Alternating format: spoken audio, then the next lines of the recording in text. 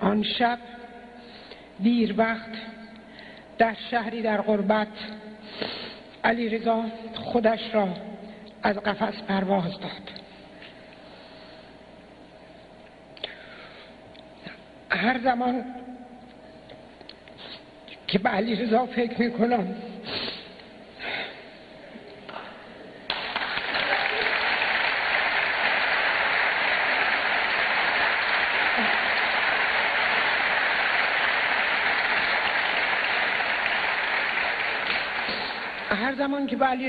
میکنم او را پرنده‌ای از قفس رها شده در بلند آسمان میبینم.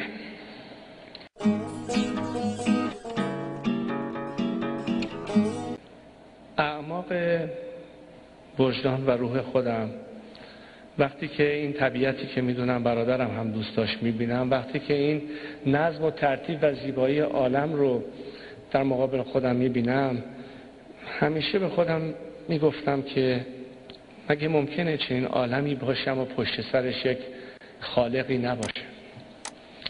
کتاب‌های آسمانی به ما وعده دنیای دیگر و جای دیگری رو میدهند.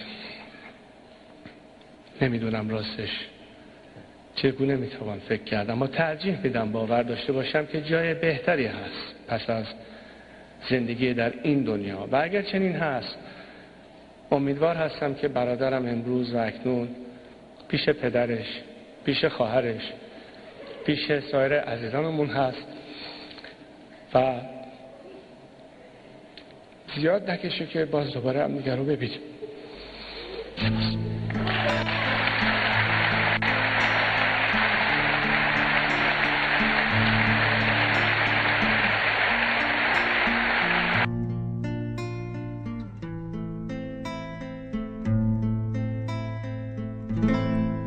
هنوزم چشمای تو مثل شبای پرستاره است، هنوزم دیدن تو برام مثل عمر دوباره است، هنوزم وقتی میخندی دلم از شادی میلرزه، هنوزم با تو نشستم به همه دنیا میارزه، اما افسوس تو رو خواستن دیگه دیره،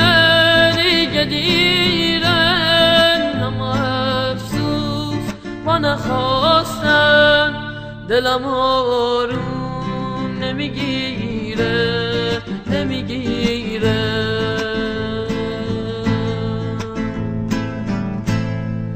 تا گلی از سر ایوونه تو پژمرد و فرو ریخت، شبنمی غم زده از گوشه چشمان من آویخت، تا گلی از سر ایوونه تو پژمرد و فرو ریخت، شبنمی غم زده از گوشه چشمان من آبی، دوری بین من و تو دوری ماهی و دریاست، دوری بین من و تو دوری ماه و تماشاست، اما افسوس تو رو خواستن دیگه دیرم،